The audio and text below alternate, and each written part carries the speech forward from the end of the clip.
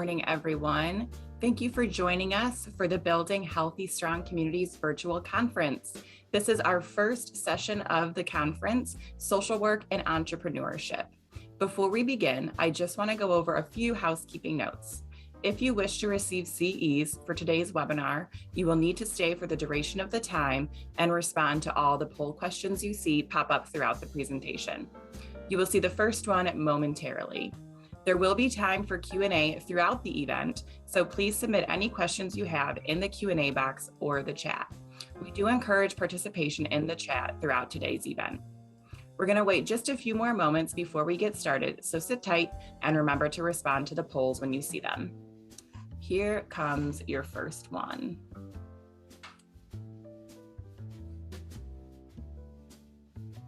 So you should see a poll on your screen. Go ahead and respond to that. If the poll is not working for you, go ahead and put your answer in the chat.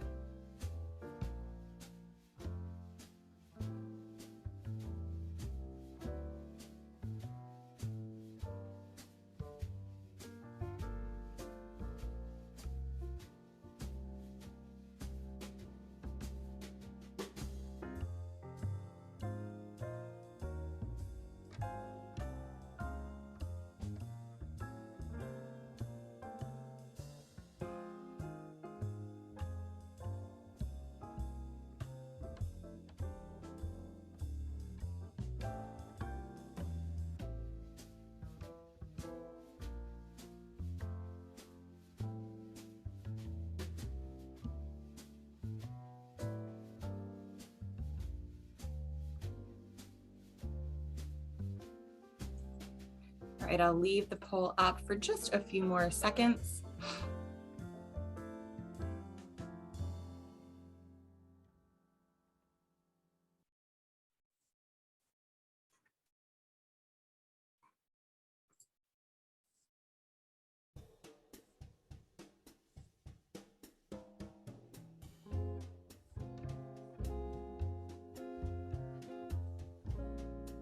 All right, so while you are all finishing responding to that poll, it is my pleasure to introduce to you all Miriam Conley. Miriam is an alum of the School of Social Work, and she also sits on the Alumni Board of Governors.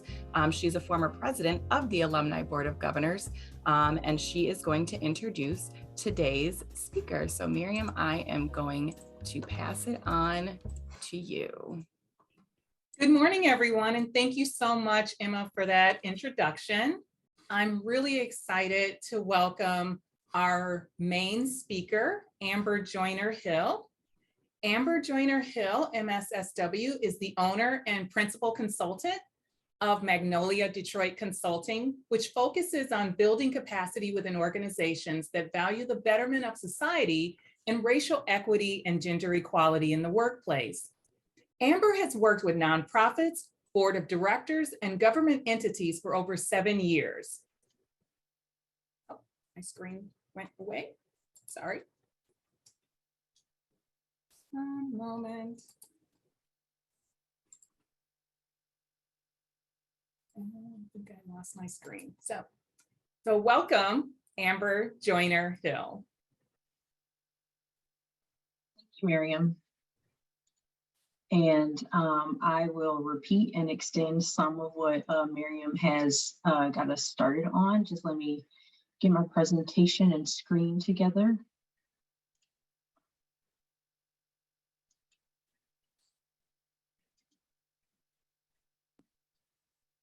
All right, perfect. Allegedly, you all can see my screen. I trust that someone will let me know if they cannot see it. So good morning to everybody. I really appreciate you making the time to join this morning, where we'll talk about the intersectionality of social work and entrepreneurship and what that could look like when working together. Again, my name is Amber Joyner Hill, and I am the owner of Magnolia Detroit Consulting. Like Miriam said, Magnolia Detroit focuses on building capacity within organizations that value the betterment of society in some way and racial equity and gender equality in the workplace.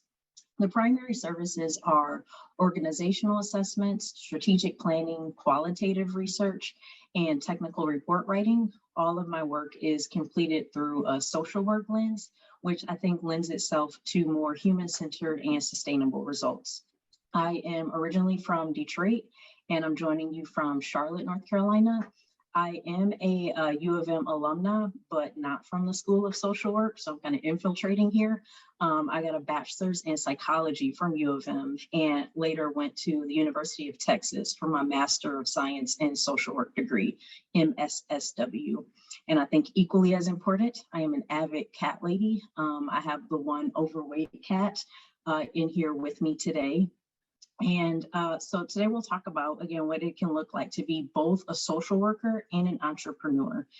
Business ownership and entrepreneurship were never offered to me as career considerations while I was in school or working as a full-time professional, and yet it's something that I found myself in.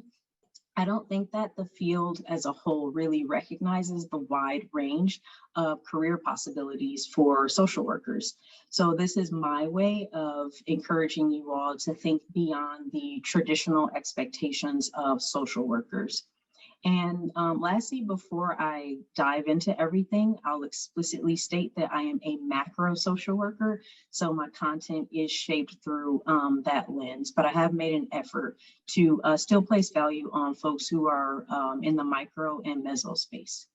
And so, Emma, if we could launch that first poll question, that would be great. So this first question is helping me get a feel for what kind of work you all primarily do right now. And Emma's going to keep the poll up until it seems like most folks have responded, and then we'll share their responses.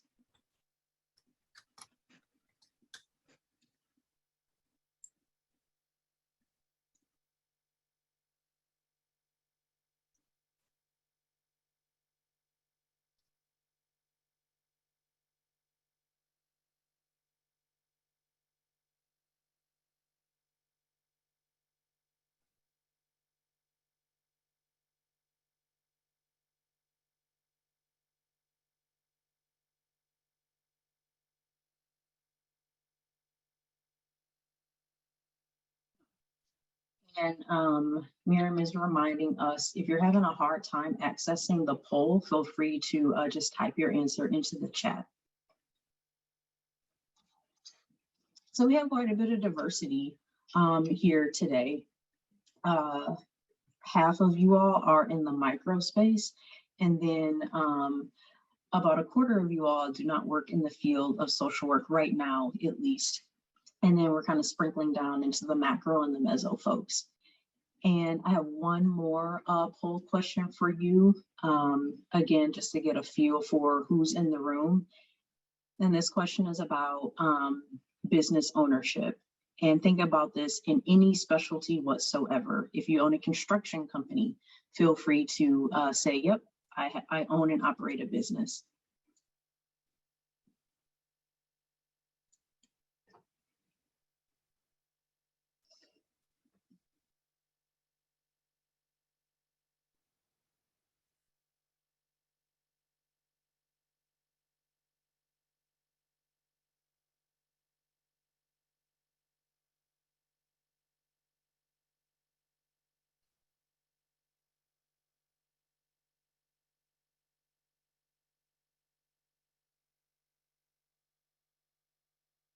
So the bulk of us are in the discovery phase right now. We're gathering information to see if we want to move forward, and maybe entrepreneurship would be a good fit for you. Perfect. Thank you. I appreciate you all responding to those.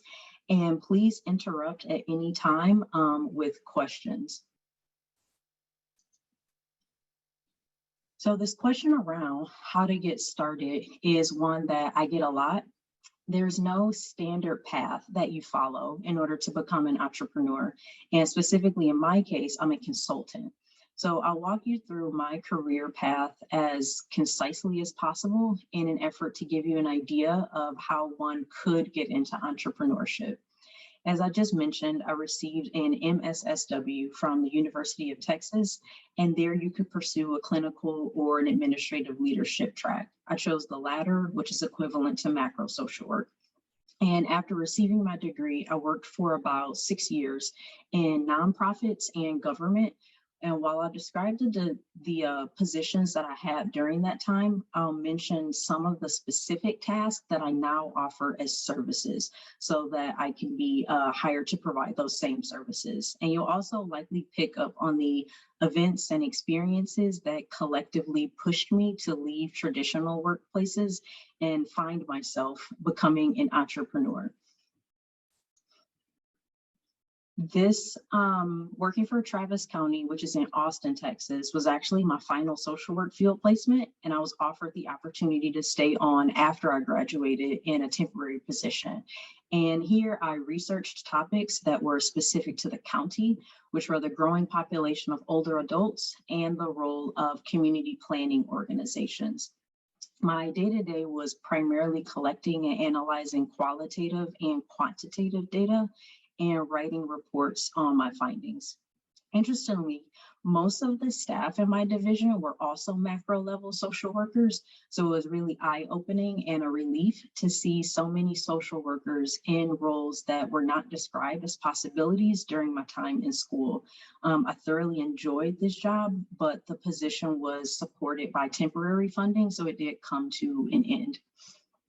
And I think like a lot of my peers, at least who are early career, then there's this struggle to get a job after that. Because when you are in macro social work, just Googling or going on Indeed and typing social worker is going to lead you to more individual based and like one-on-one roles, which weren't what I was pursuing. So I said, I need a job and I need income. So I looked into AmeriCorps Vista and took a role with that organization. So this was my explicit introduction to capacity building. I was responsible for helping a regional collaboration focused on homelessness operate in a more organized and cohesive fashion. My responsibilities included reviewing and creating policies and procedures, marketing, facilitating countless meetings, and staying up to date on state and federal funding requirements. And in addition to being exposed to organizational capacity building, it was in this role when I first experienced racial microaggressions in a professional setting. I ended up leaving this role for a handful of reasons, that being one of them. Professionally, there weren't any more growth opportunities for me. I started as a Vista, then I was offered a full-time position, and I kind of plateaued at that point. And I knew that I was significantly underpaid, especially after learning that my white male coworker, who had less formal education and significantly less job responsibilities than I did, made over $10,000 more than me. I did talk to the HR director about it and was told it would be unfair if I got a raise, but nobody else did. So I moved on from Virginia to Chicago. And Chapin Hall is a policy research center that focuses on the well-being of children and families. Here, I was hired to contribute to the research and policy analysis projects that were led by senior staff.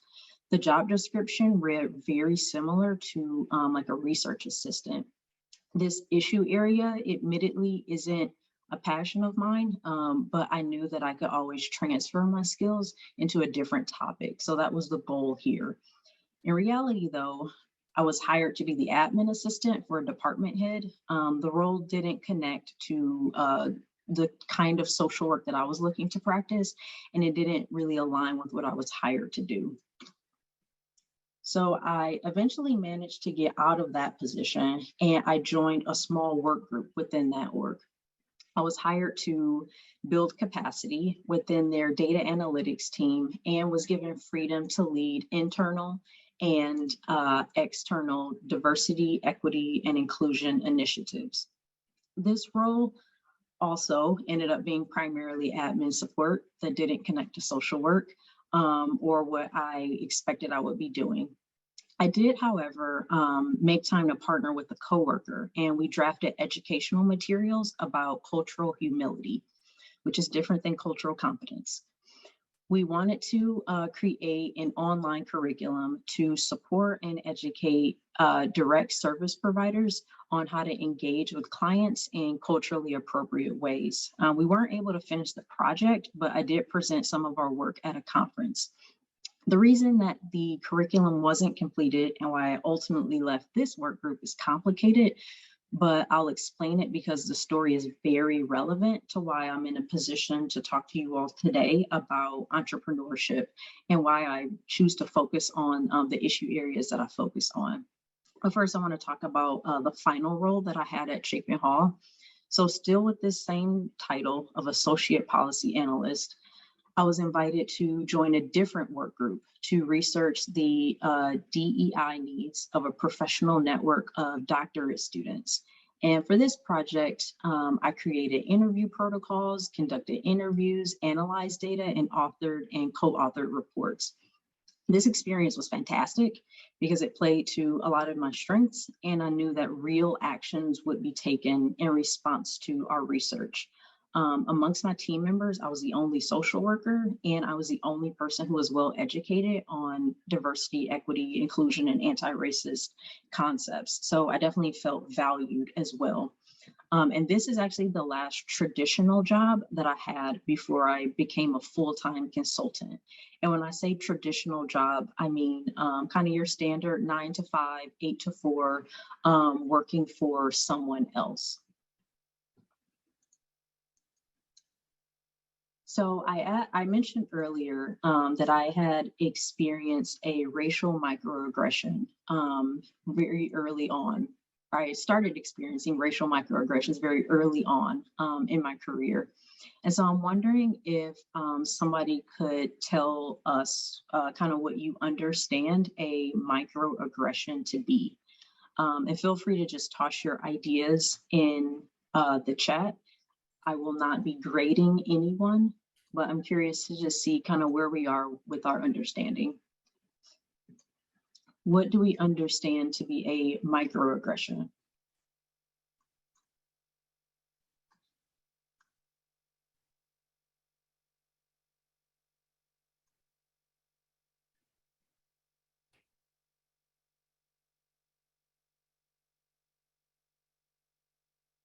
You drive good for a woman. I didn't expect you to be so easy to talk to, said to a Muslim woman in a hijab. Yes, those are both examples of what a microaggression can sound like.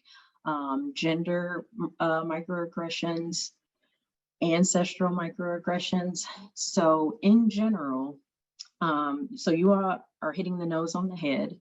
And in general, a microaggression can be directed towards someone because of several identity traits, maybe their age, gender, race, sexual orientation. Those are just some ways to commit these kind of subtle offensive acts or behaviors towards others. The event that I'm about to describe is a racial microaggression. So these subtle or sometimes maybe not so subtle actions were taken in response to my race and that of my peers. And so the supervisor of that small work group that I mentioned earlier was a guy named John.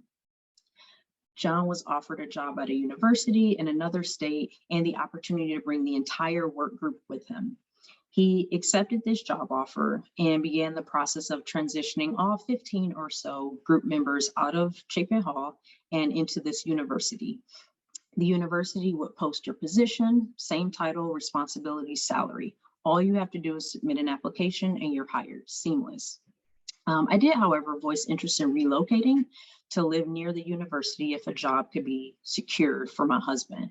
And in response, the university did in fact secure funding and created a job for my spouse. All I had to do was complete the paperwork. I would become a university staff member. My husband and I would relocate. In the interim of working through those logistics, though, there was a staff meeting in which John committed a racial microaggression to a Black coworker by making a really ignorant comment. After that meeting, I told him what he said was inappropriate. He apologized and said that it wouldn't happen again. Oddly enough, within 3 weeks of that apology, funding for my husband's job was no longer available. I was now required to participate in a competitive interview process to secure my university job. And if I was offered the role, I was required to relocate to the state of that university. Neither an interview nor relocation were required for anyone else on the team. So I pushed back with questions because I'm a rebel rouser. And I declined to interview for my own job. John then pulled the grant funding that paid for my current position at Chapin Hall and said that he would not hire me to work at the university.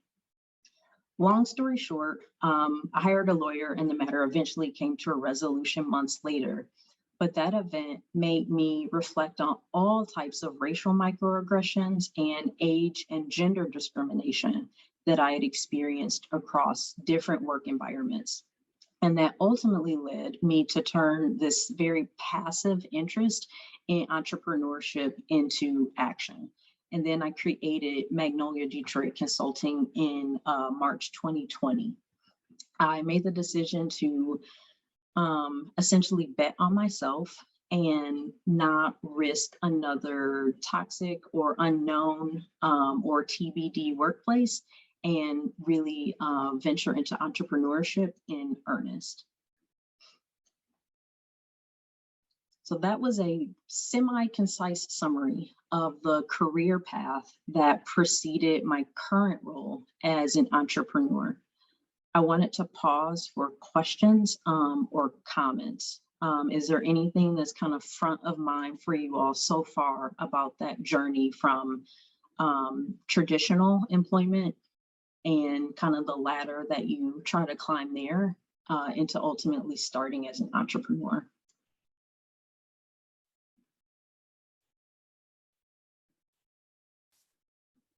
Kristen said it's a very powerful story. I appreciate that. It is one I'm still getting used to sharing.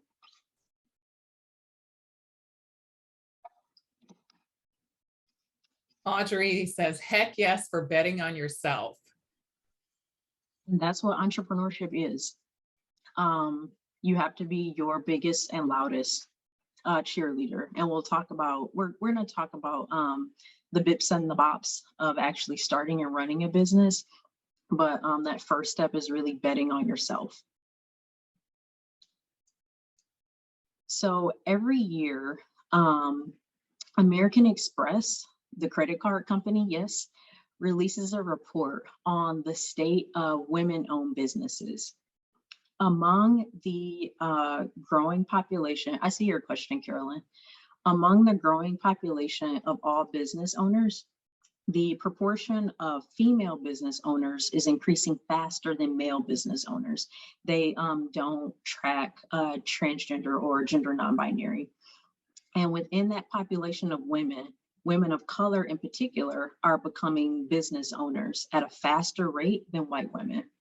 I know that the experiences that I had working in what's called predominantly white institutions are not unique to women of color. And I truly believe that the rise of women of color business owners is rooted in part to the biases and discrimination that my peers have had in the workplace.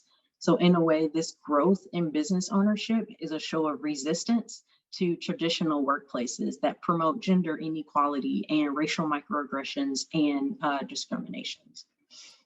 And I saw a question. Carolyn's question was, can you share the risk versus reward balance? Carolyn can't, or we're muted. I'm going to try to discern what that question means. So when I weighed the risk well, let me say this. When I started the business, I was working very, very, very part-time somewhere else. And so I kind of made a slow transition. And then in January 2021, I said, I'm going to do it full time. I'm going to run this business full time. Let's see what happens. I am privileged enough to live in a dual income household. However, I like to consider myself an independent woman. So I had my own savings. I had maybe 3 or 6, I forget, months worth of savings. And so I said, if this doesn't take off in the way that I need it to, so that I can remain sheltered and have food, then I do have these savings to get me by. And then, I'll identify maybe the 4-month mark. I'll kind of reflect and determine, is this the best route for me to continue, or should I get back in the job market? And I'd never wanted to be in a position where I looked back on life and I thought, what if? That was not knowing was a bigger risk for me than just trying things out and doing my best and seeing what I could yield from that. The decision to shift. Yes, to say, yeah. So I think, Carolyn, I touched on your question, the decision to shift from traditional workplace to entrepreneurship. I didn't want to risk not knowing what would happen. And admittedly, I wasn't ready to risk being in another toxic work environment. My mental and physical health couldn't really do it at that point. So I needed to press pause and see what else was out there. I have a question, Amber. Was there someone in your life or a person that you could ask about this, leap of faith and sort of lean on, or mentors that you relied on?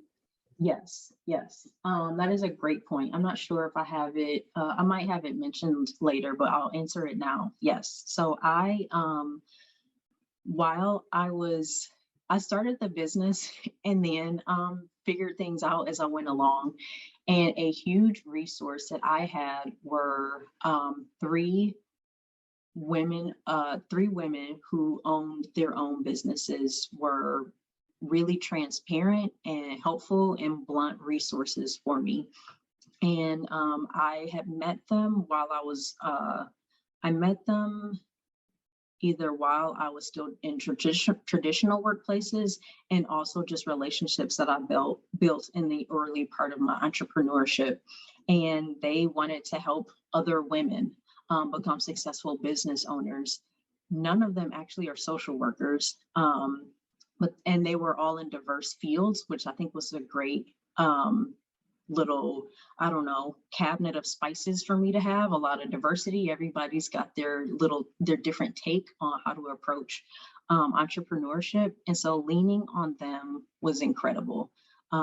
There was no such thing as a stupid question. And that can be, not knowing what you don't know is very humbling, but they said that that's normal. We all started somewhere, so let's figure it out. So that was, I think, the biggest wealth of information came from that. And my spouse absolutely was the biggest support, because imagine you have a 2-income household and one person says, actually, I want to leave this consistent paycheck and I want to go figure things out. And so that was also a really great resource to have. And we'll have time at the end also for questions and answers, but do please keep them coming. So Magnolia Detroit offers 4 primary services: organizational assessment, which is when I assess the current knowledge and application of diversity, equity, and inclusion concepts within a program or an organization. Then I summarize those findings and offer recommendations. There's qualitative research. I design interview and survey protocols, conduct those interviews, and then analyze and interpret the data. There's strategic planning, develop action plans that organizations can follow to implement and sustain changes with goals and objectives that promote diversity, equity, and/or inclusion. This can occur on its own, but usually a strategic plan or an action plan is created in response to an organizational assessment. And then there's technical report writing, where I'll author research and policy briefs, typically centered around research that I conducted, but occasionally I might co-author a piece about somebody else's work. It can be challenging for some folks to identify skills that you have that other people should pay to have access to.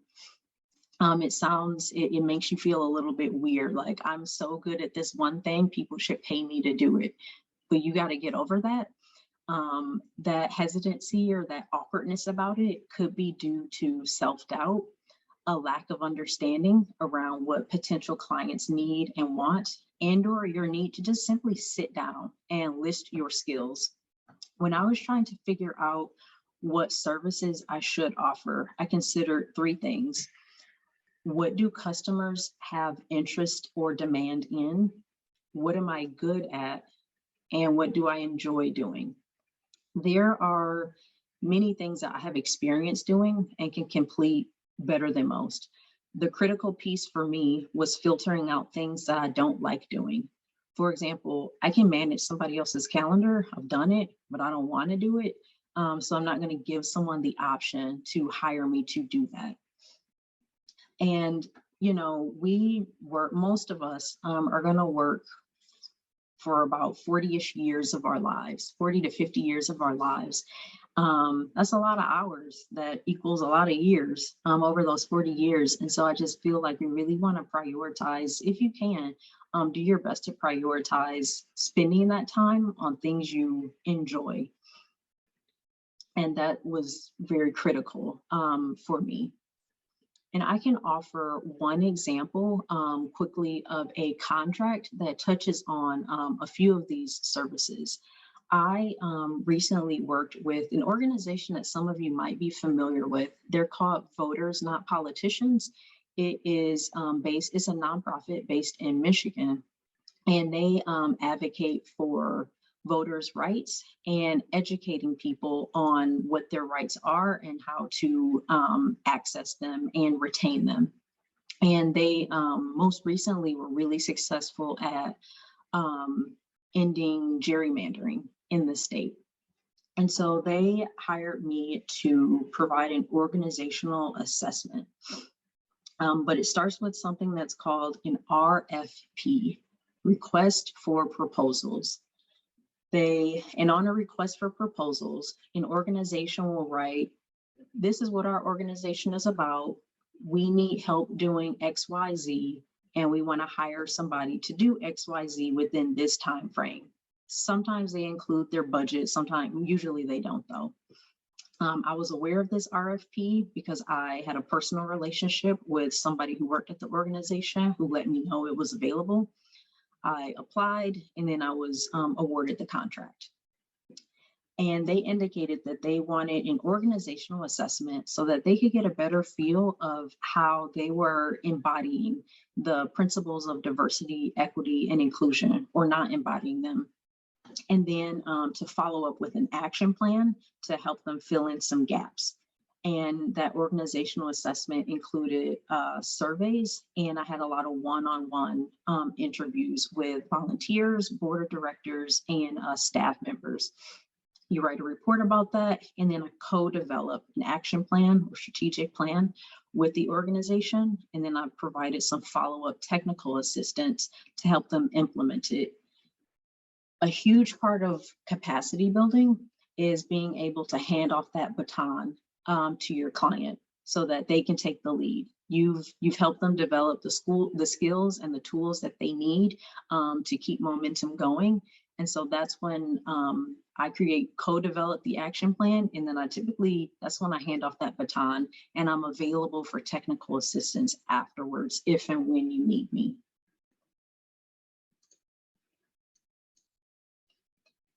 So now we got to get into the bips and the bops.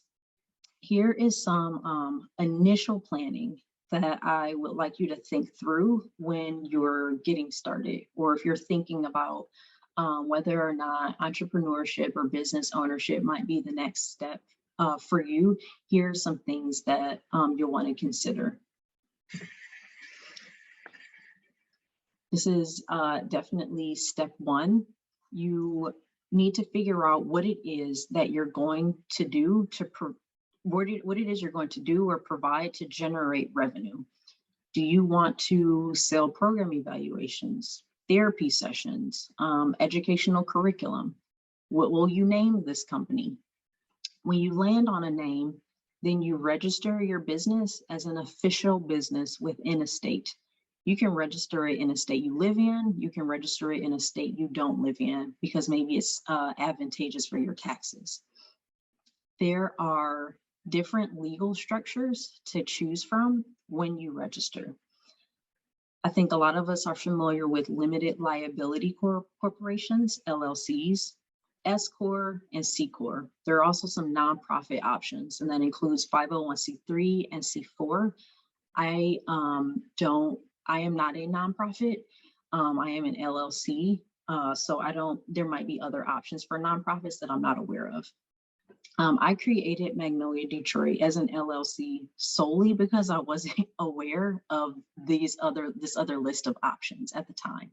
And it only takes a couple forms and a couple $100 to create an LLC in any state. So that's what I did. It also seems to be a really common business structure for entrepreneurs. Now that I have a knowledgeable accountant, I'm still an LLC, but I am taxed as if I were an S Corp. I cannot intelligently speak to the nuances of an S Corp legal structure, but I can tell you that Magnolia Detroit has far less tax responsibility now. So if you all decide to start a business, I really encourage you to learn about all of the legal structures that are available to you, either on your own, with the help of an accountant, a lawyer, another business owner, the internet, books, blogs.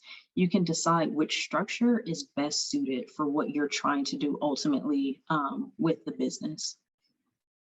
This is, I think, this is step one though.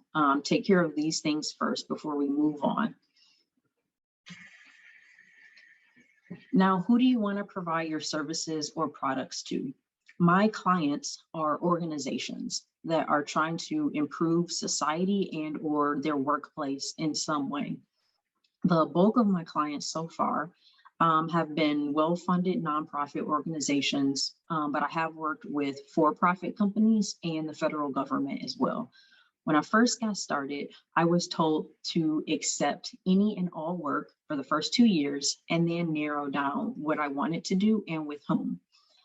I personally don't think that's good advice, and I have always practiced discretion on the kind of work that I pursue and who I choose to work with.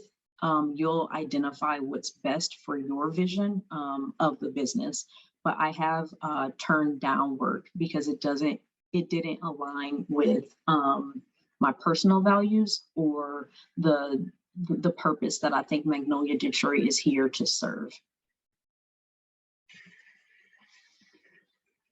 Figuring out how much to charge for my work was an ongoing internal conversation for probably the first year.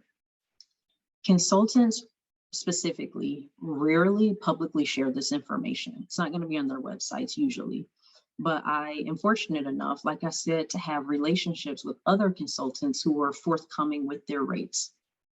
And their hourly rates ranged from $50 to $350 per hour, which is a wild range. And so after some trial and error, I did land on an hourly rate that I was comfortable with and found to be fair. As much as possible though, I am no longer charging an hourly rate, but instead something that's called a flat rate. So instead of telling a client that you'll complete 40 hours of work at $100 an hour, you say that you'll complete all of the work for one flat rate of $5,000. These are just numbers I'm picking out of the sky. And you'll complete all that work for that one flat rate with no discussion on how many hours you actually need to complete the work.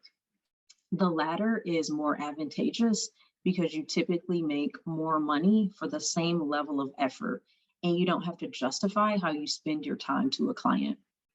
I don't publicly share my hourly or flat rates because I want the option to change them without explanation. That is something, however, that I talk very explicitly about when I'm having one-on-one conversations with either emerging social workers or entrepreneurs. And yeah, yes, the slides will be shared. And just for a little bit of context, because you might be wondering, I am always wondering about other people's businesses. So last year, Magnolia Detroit, in revenue, that just means every single dollar that came in, not including expenses. Every single dollar that came in was almost 100,000. This year, I am on track to break 100,000. However, it is really important to note that all of the money that your business brings in is not your money. It's not your salary. You don't pay yourself every dollar that comes in. The IRS has this thing about like reasonable salary. The IRS says you can pay yourself a reasonable salary. What does that mean? Unknown. They haven't put a number or a percentage on it. My accountant says that rule of thumb is to aim for about 50%. About 50% of your business revenue can be your salary without the IRS kind of bugging you about it. But there's really no hard and fast rule there. But it is really important to know every dollar of revenue does not go into your pocket.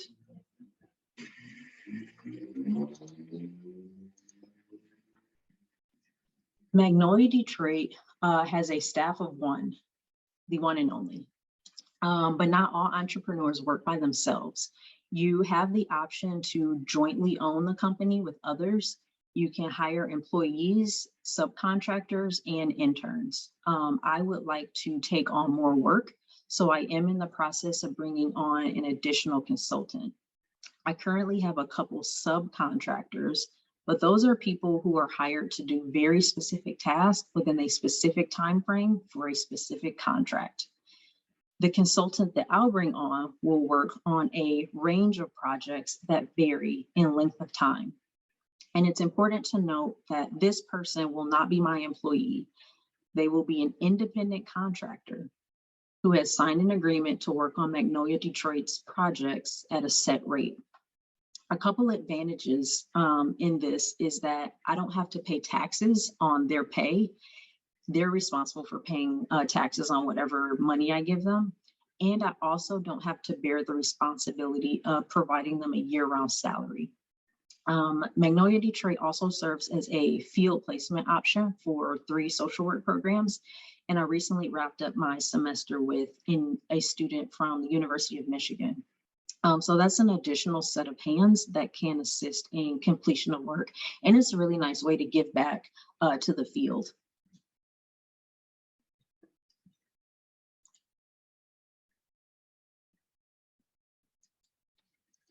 I see a question. Ready for some questions? Yes, I am. Okay, where does the remaining money go if you only pocket 50%? Taxes. It goes to taxes, and it goes to, you have business expenses. And people can be creative with what they determine to be a business expense. If you want to be, I think, a little less suspect with your business expenses, that can look like you need a new laptop or you need a desk, or you want to take classes that are relevant to the work that you do as a business owner. So I was taking, for example, last year, my biggest expense was I was taking graduate level classes in organizational development at a university. That's a business expense. I cannot tell you how the math and the algorithms work out for what's deductible and what is not. That's what I have an accountant for. But that's where that extra money, that leftover money goes, taxes and business expenses. And I think it's good practice to just leave some money always just in your account. Thank you for that. And so another question is, do you disclose your use of subcontractors and or interns? I do. I do that verbally and in every contract that I've had, they always will say, they're signing a contract with Magnolia Detroit Consulting and its subcontractors. So I don't have to list that I don't have to include in the contract the name of the subcontractor, but the client is agreeing to work with me and whomever I hire to sub out the work to. With my intern specifically, or the social work student, I introduced him to my clients because I think that was a good learning opportunity. I don't introduce my subcontractors to clients though. Georgia wants to know, do you also have to pay your FICA? The dreaded FICA. What is FICA? Federal income. Hey y'all, what is FICA? Hang a moment. It's the additional tax, Social Security taxes. Yes. Oh, yes. I have to pay towards Social Security and Medicare. Okay, here's another question. Why Magnolia as a name? So I was born and raised in Detroit, actual Detroit. And I mean, you all are aware of the reputation, the kind of rough and tough reputation that Detroit has. I love that city though. I think it's a beautiful city with beautiful people. And one of the most vivid memories I have of the city was being in a backyard of a friend of mine. And he had this huge magnolia tree that was blooming. And it was just that represented the Detroit that I know. This very beautiful plant, surrounded by concrete and blue collar people. And it was like, but this beautiful thing can exist in spite of or alongside all that Detroit is or is perceived to be. And so it's a nod to my love for my hometown. That's fantastic. I think that's such a beautiful picture. And maybe one more question before we let you move forward a little bit. I know that the question came up as what is the difference between an LLC, S Corp, C Corp, 501c3, 501c4?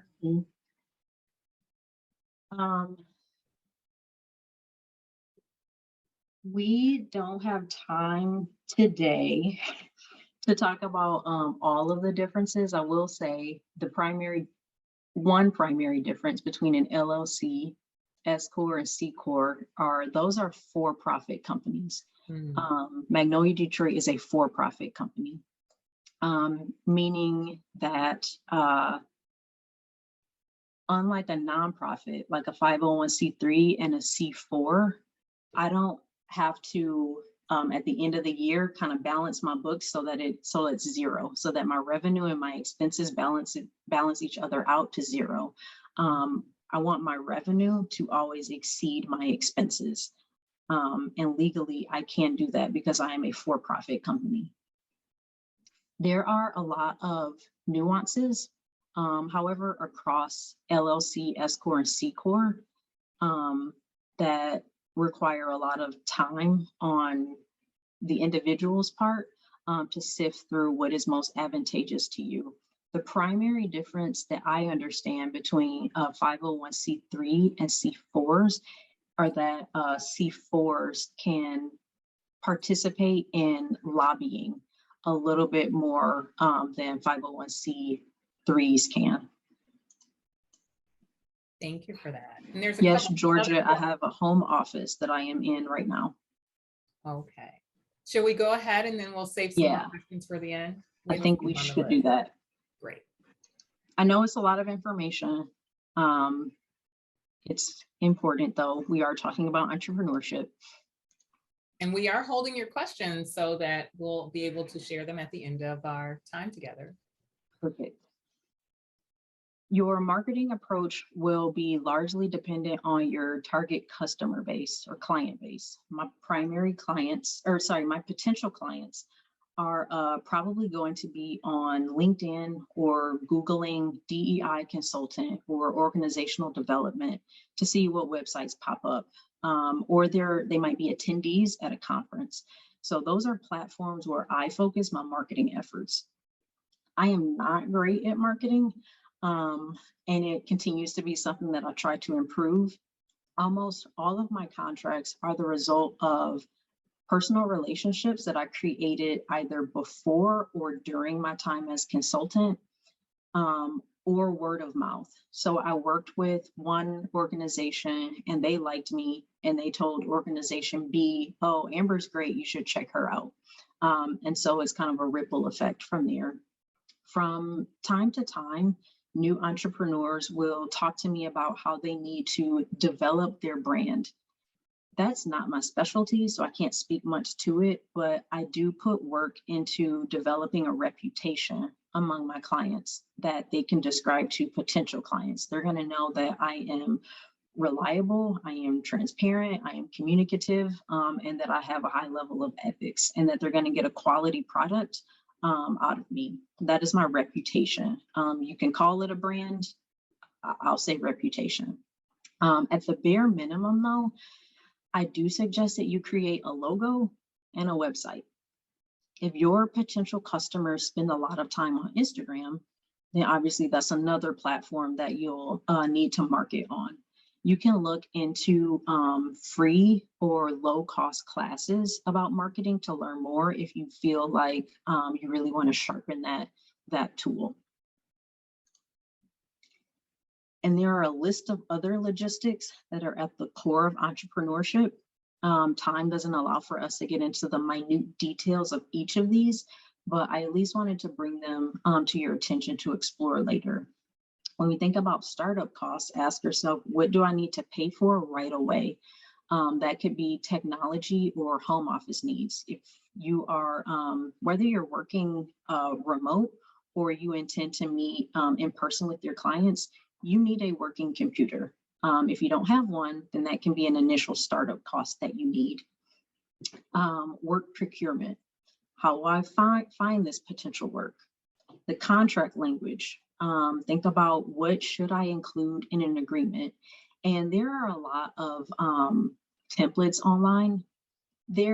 Unless you're a lawyer, they're overwhelming and confusing. I asked my little library, my spice cabinet of existing business owners to give me their template contracts. And I kind of pieced together a template contract for myself from what they gave me. And that's something that I'm always willing to provide other people as an example. What strategies will you use to keep track of all the moving parts of running a business? You will probably serve multiple roles. You will be the CEO, executive director. You're also the bookkeeper, you're head of marketing, you're head of communications, you're the admin assistant, you're the person actually doing the work.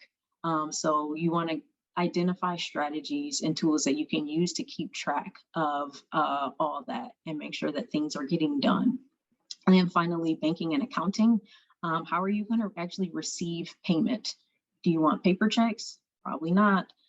So that means you want to set up a new banking account specifically for your business. Who's going to manage your taxes? You can certainly do it yourself. I choose not to. And you don't have to have all of these logistics taken care of before you start the business, though. I would figure out your identity first, perhaps move to customer base and marketing next, and then prioritize those other buckets as they see fit. There will always be something to get done when you are running a business, and don't feel pressured to have everything completed before you can just press go and start.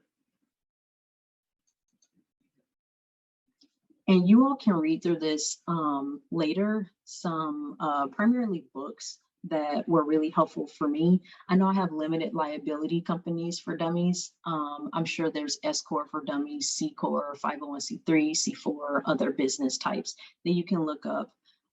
Those books I find to be very accessible to folks who are just starting to learn the language of a new field or a new tool. I do want to highlight the Do What You Are book. I am always excited to recommend this because it uses your personality type to determine the kinds of tasks and positions that you're likely to get personal fulfillment from. If you're considering entrepreneurship, it's likely because your current role isn't giving you everything that you need. I read this book several years ago when I knew that I needed to leave my current job, but I didn't know what to consider next. It was really effective in helping me better understand the types of tasks and work environment that my personality was best suited for. So now we got an activity. Let me get my screen together. All right. Oh, sorry. So you all should see this screen. And Emma, if you could put the link to this Jamboard in the chat, that would be much appreciated.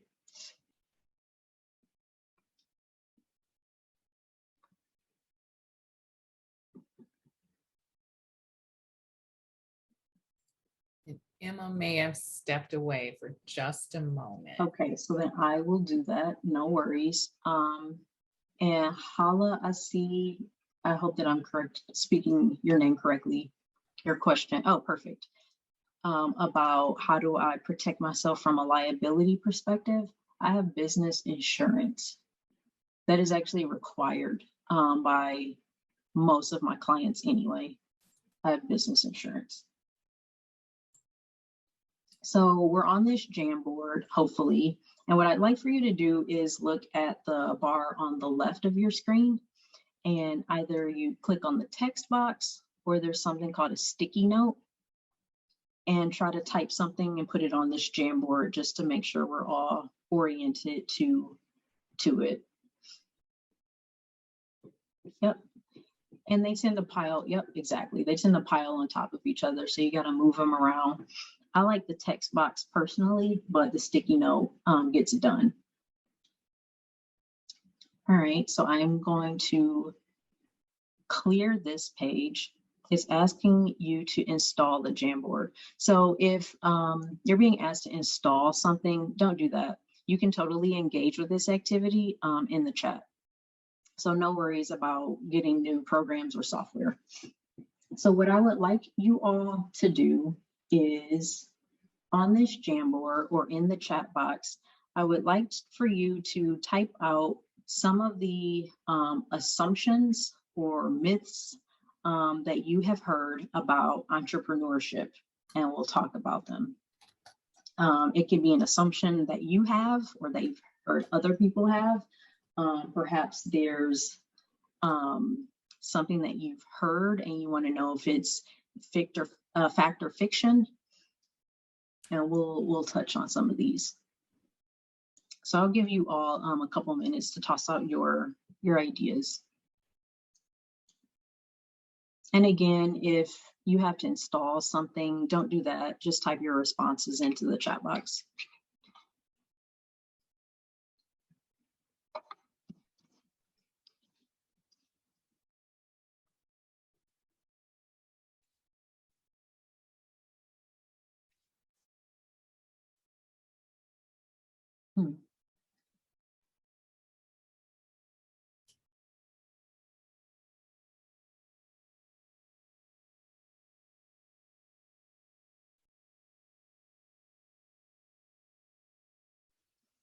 We have a lot to discuss here.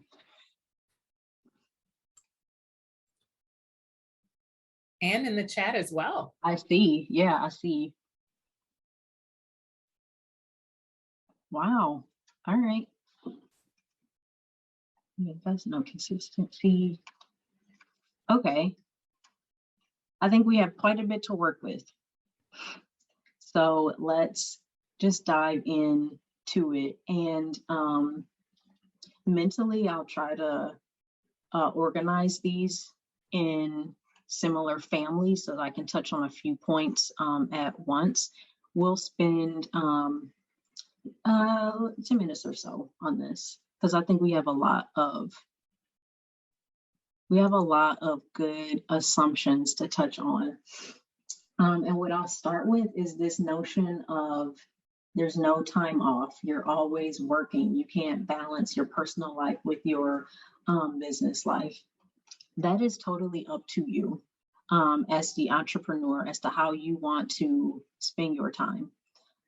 You might be familiar with this concept of hustle culture, where you always got to have, a side gig, and then have a side gig to your side gig. And you just need to keep moving. I don't think that that is a great way to take care of yourself. And so it's really up to you how you balance your time. In the very beginning, I was working 7 days a week, and that was not sustainable. I was burnt out physically and mentally. And so I create a schedule for myself, just like you have a schedule at in your current role, or if you're retired where you used to work, you create a schedule for yourself as an entrepreneur. In the ideal world, I work Monday through Thursday, 8 to 3. In reality, it's Monday through Thursday, 8 to 5, and then the occasional Friday. But I'm pretty good about just having a 4-day work week, and you prioritize, you manage your time so that you're not working all the time. It's not necessary to work all the time. Work nonstop. It is a lot of, yes, it is a lot of work. And it requires a lot of focus if you want to be successful, however you define success to be. So that is not a myth, that is true. And I'm seeing something similar, some notions about most businesses fail in the first year. Perhaps it can take 5 years before you even start making money. It is very risky. Again, I think that depends on a lot of factors, how much revenue or how much profit you bring in. Revenue is every single dollar that comes into your business, and profit is how much money is left over after you've paid your expenses. And I made a profit in 2020 when I only had a couple contracts in 2020. And so I think it just depends. It depends on your work ethic. It depends on the kind of product or service that you're trying to provide. Is it in demand? Is somebody interested in paying for this? How are you marketing it? Who are your clients? Are they paying you for what your work deserves, or is it being underpaid? How are you managing your money? It should not take, and I'm thinking a kind of smaller scale. I'm not thinking about a tech startup in California. I'm thinking about you being a solo entrepreneur, or maybe you just have a few people in your circle to start a business with. I can't imagine why it would take 5 years or more, or you never make money, as somebody else said, to make a profit. We have one that keeps coming up around, you need money to make money. Right. And yep. I love this other one, you're in it for the money, which really also is a question around social work and that concept. Yeah, I saw that one too. I saw both of those. I'll start with I'll start with the first one about you need money to make money. So that touches on startup cost. I haven't tracked fully what I paid in startup cost. I paid for a laptop, a used monitor. I didn't need to pay for any software. At the time, I lived somewhere else that already had a desk. I would say I probably spent maybe $1,500 out of pocket. And so, yeah, I did need a little bit of money to make money. There is truth to that. It doesn't have to be a ton of money, though. And this point about you're in it for the money, I think is it is a really great point when we think about the field of social work. And so I'll be very transparent. Yes, I want to make money as a business owner. Social workers, regardless of the type of social work that you practice, are providing invaluable service and knowledge and skills and tools to our communities, to our peers, and to organizations. And we deserve to be compensated well for that. You can be ethical while also making money. I can certainly charge more for my services than I do, but I want to be fair and I want to be ethical. I know other consultants who charge absurd amount of money for what I deem to be a mediocre product. But they're in it to make money. But you can be in it to make money and still have ethics and values, and still remain true to being a social worker and wanting to do good for others and for society. I run a for-profit because I want to get out of student loan debt. It was fun until it wasn't. It's hard to find and keep benefits, is I think a great point. So you can get benefits. You can create your business to provide health benefits to employees, you being one of those employees. I choose not to do that. You can also go on the, I think it's called the marketplace, and buy insurance for yourself. What I have found a lot of people do is they have a spouse, folks who are married. All of us join our spouse's health care plan. That is, again, a privilege that I have and I'm aware of, but there are a couple other avenues to procure your own health insurance. It is expensive though.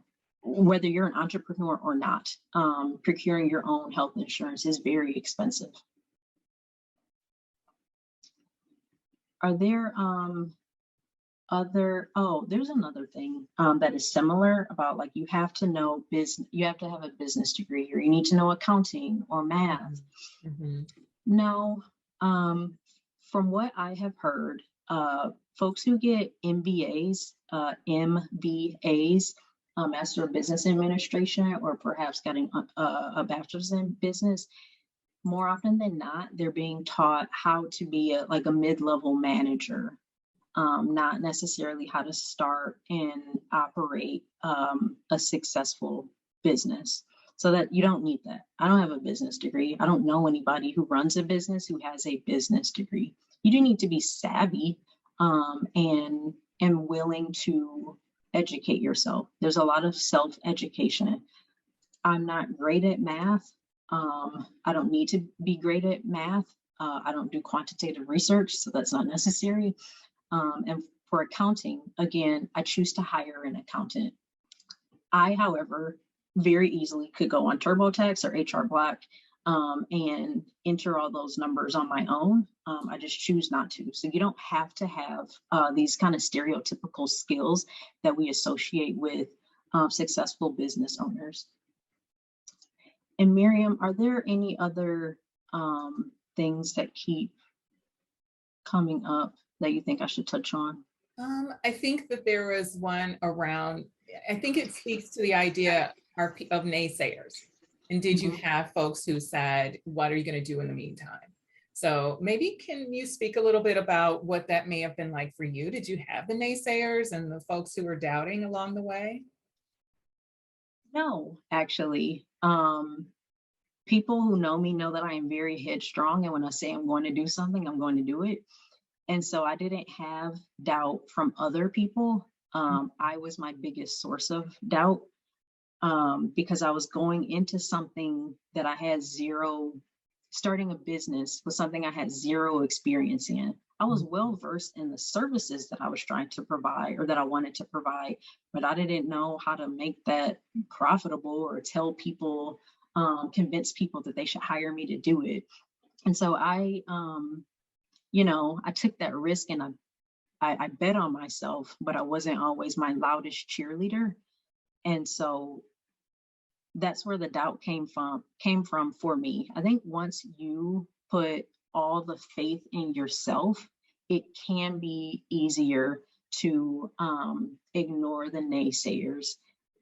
And I have heard, and I find it to be true, that folks who are doubting you or doubting your goals are kind of jealous.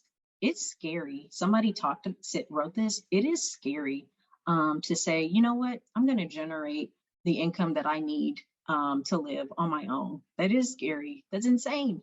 But it's something, it comes with a sense of freedom that I think a lot of people want, but are scared to take the risk to pursue. Mm-hmm. And so just keep betting on yourself and trust that even if things don't, you don't hit the benchmarks or the goals that you have in mind for yourself, you have still accomplished something. You don't have to look back and ask yourself, what if? And please show yourself grace. That is so important. Show yourself grace. You're figuring things out as you go along. Don't be so hard on yourself. Don't be harder on yourself than you would be for your peer, or for your employee, or your child, or your spouse.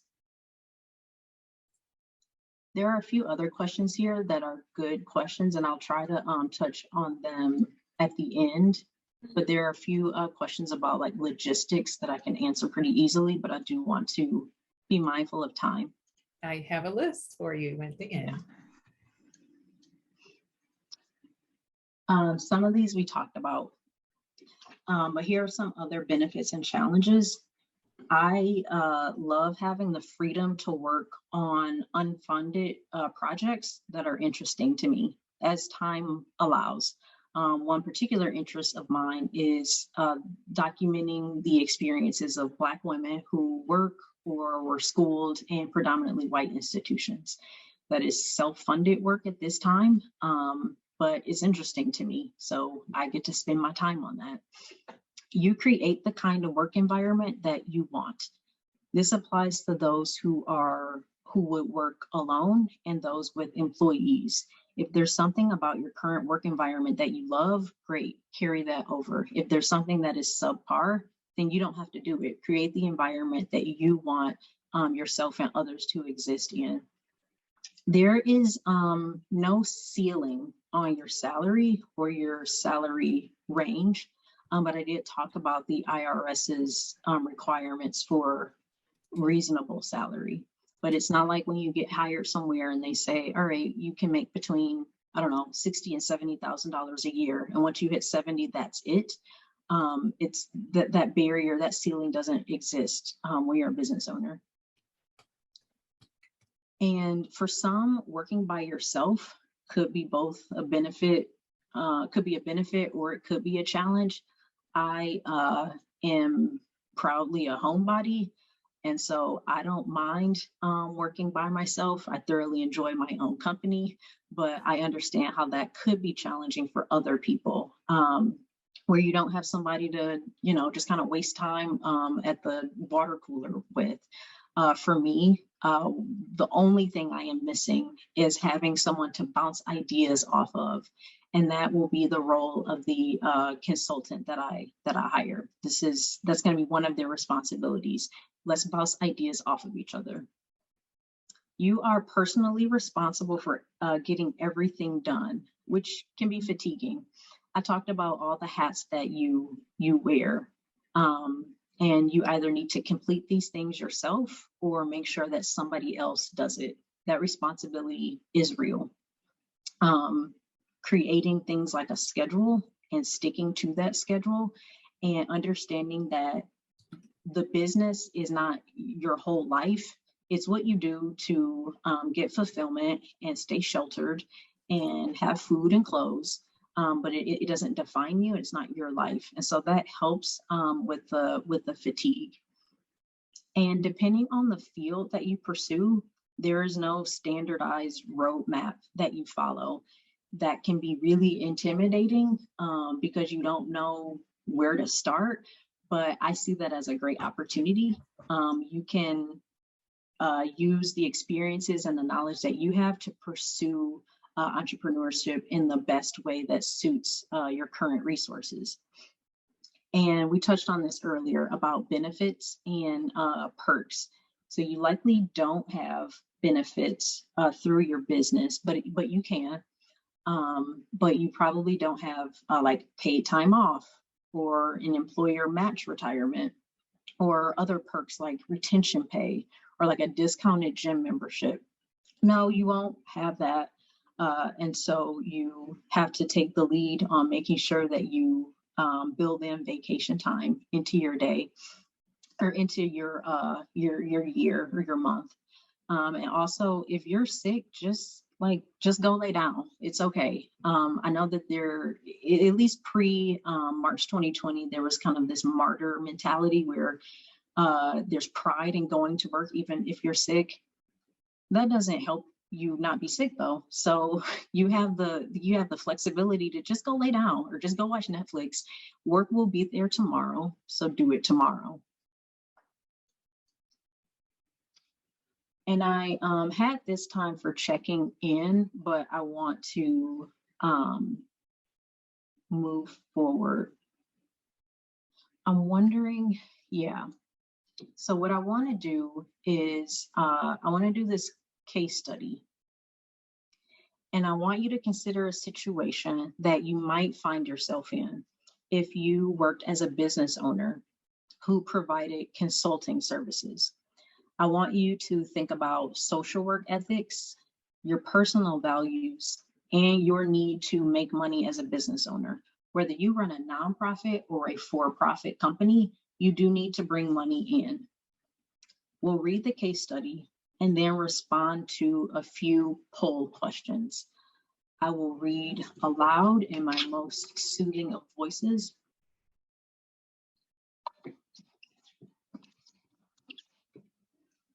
So you are having coffee with the executive director, Chris, of a nonprofit to discuss a possible contract. His organization advocates for policies and legislation that infuse racial equity into the local school district. To increase their impact, Chris wants to hire a consultant to create a strategic plan that operates within the framework of critical race theory. He says that he is willing to pay competitively, and if you're interested, he would like you to begin the work soon. You are well versed in nonprofit strategic planning, and racial equity and advocacy align well with your priorities as a consultant. You are somewhat familiar with critical race theory and could try to educate yourself before the contract starts, but would likely need to learn as you are conducting the work in real time. You told Chris that you will consider the opportunity and get back to him soon. So Emma, if we could bring up poll question 3.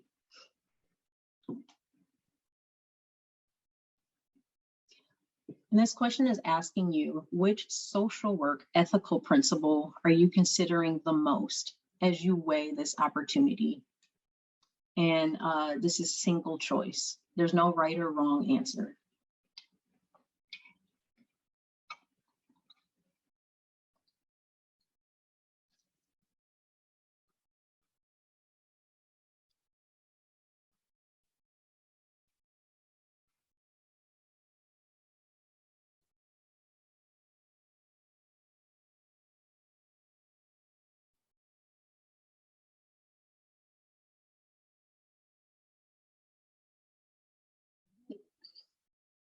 Let's close that poll, please and thank you. So you all should see this, and the bulk of you have competency on your mind. That's front of mind. Of all the ethical principles, competency is front of mind. Okay, and then if we could start the next poll question.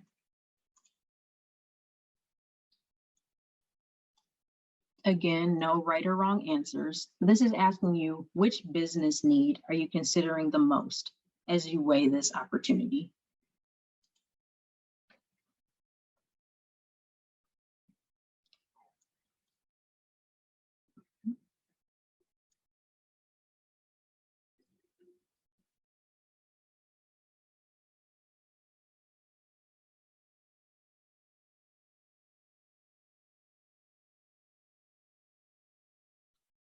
And the options are, which business need are you considering the most as you weigh this opportunity? Building relationships with new clients, bring in, oh, thank you, Emma. The options are also in the chat box for folks who cannot access the poll. But if we want to close the poll, that would be much appreciated.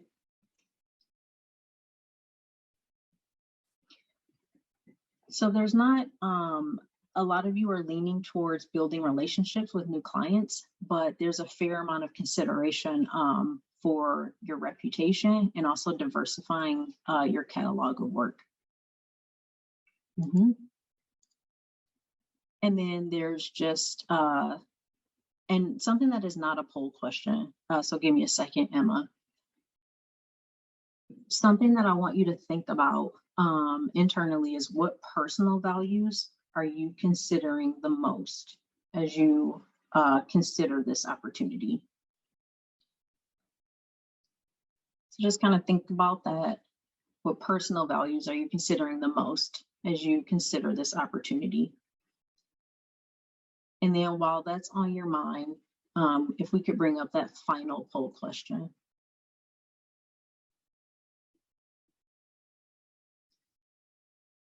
And this question is asking you, if Chris called you today, would you agree to complete this project? Yes or no?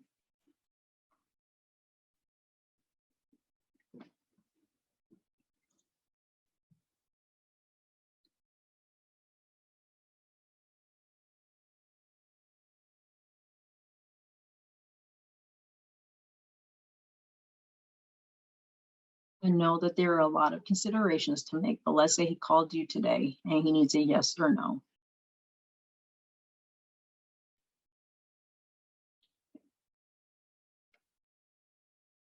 And then if we could close that poll, please. Most of you are leaning towards yes, you would take it. And I understand there are a lot of considerations to make. A case study never gives you all the details that you want or need. So this is an example of something that actually happened to me. For the most part, these details are spot on. Earlier, I mentioned that one piece of advice that was given to me was to accept every contract opportunity for the first 2 years of business, and then I can become kind of choosy. I really wanted to pursue this work in particular because I wanted business revenue. The organization's work and the proposed consultant work were really interesting, and they improved the lives of students and teachers. And I do have a desire to build local relationships. I ultimately declined for 2 reasons. I was already really busy with other work, so I wouldn't be able to give this the focus that I think it needed. And I am a novice in critical race theory, and I didn't want to risk damaging our relationship by doing a subpar job. Transparency is important to me, and I have a responsibility to tell my clients what I do or do not have the capacity to do. I recommended him to another consulting firm, and he and I will look for other ways to partner in the future. So it's not just a now or never we're going to work together. It's now isn't a good time, or I don't have the capacity. If I'm aware of another resource that he can pursue, then I will share that with him. And I want to recommend that on your own time, you all list out your personal values and then determine how they will play a role in your career. Regardless if you work independently or for other people, you'll be put in situations in which you have to decide if your actions are going to align with your values. Are they going to align with social work ethical principles? And this could range from going against an agency policy in order to get a client services that you feel are best for them. It could be about speaking up against an injustice in the workplace or signing a contract for work that you don't know how to do. And I put this list together for today's lesson or today's session, and I am positive that I've forgotten to include something, but I wanted to try to wrap up our time in a way that made sense. So you just got to press go, like just start. I mentioned that nothing will ever be perfect. I think a lot of us are perfectionists, or if there's a spectrum and perfectionist is here, we're pretty close to that edge, just press go. And it's okay to figure things out along the way. Again, maintain a schedule so that your mental and physical health don't feel the negative consequences of you running a business. There's also a negative consequence to the relationships that you have if business is everything for you. Organization is key, whether that means Google Drive or a cloud or printouts, although I wouldn't recommend that we're still keeping hard copies and manila folders of everything at this time in the 2022. But really maintain organization, because it can be really hard to make sense of a mess that you've kind of made for yourself. Try your best to not compare yourself to your peers. On LinkedIn and probably other social media, folks spend a lot of time talking about all these great things that are happening to them. Social media is like one tiny little aspect into a person's entire life. I'm not likely to talk to you about how I got underpaid on a contract, or I dropped the ball and I did a bad job on a research interview. I'm probably not going to do that. Instead, I'll talk about I made this much money, or I'm working with so-and-so now. So try not to compare yourself to others. You're running your own race. Perfection is a lie. I will say it now and forever. Perfection is a lie. Do your best. That's all that you can promise yourself. I'm going to do my best. Take time off regularly. I touched on this earlier. I did not abide by a schedule for myself in the beginning, and I was constantly tired and running on fumes. And so now what I do is, more often than not, I do not work on Fridays.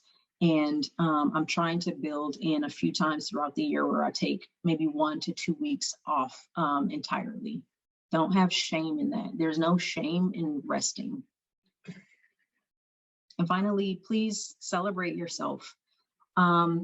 This is a risk that most people don't allow themselves to take. So I encourage you to acknowledge and celebrate wins of all sizes.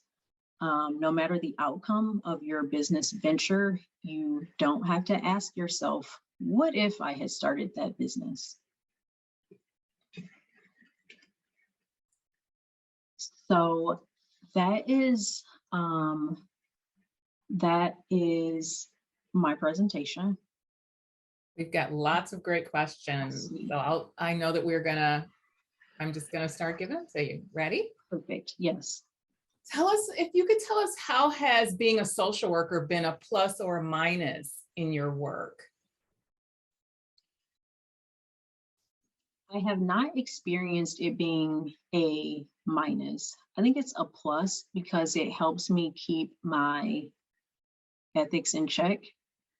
And it also is fun to introduce myself to people as a social worker, because they're really confused. They're like, but you're not doing case management or mental health therapy.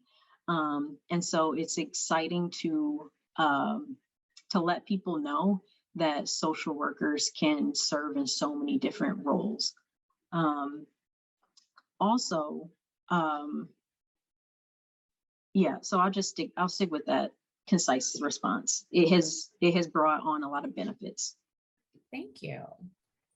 Do you charge differentially based on whether your client is a profit or nonprofit making organization?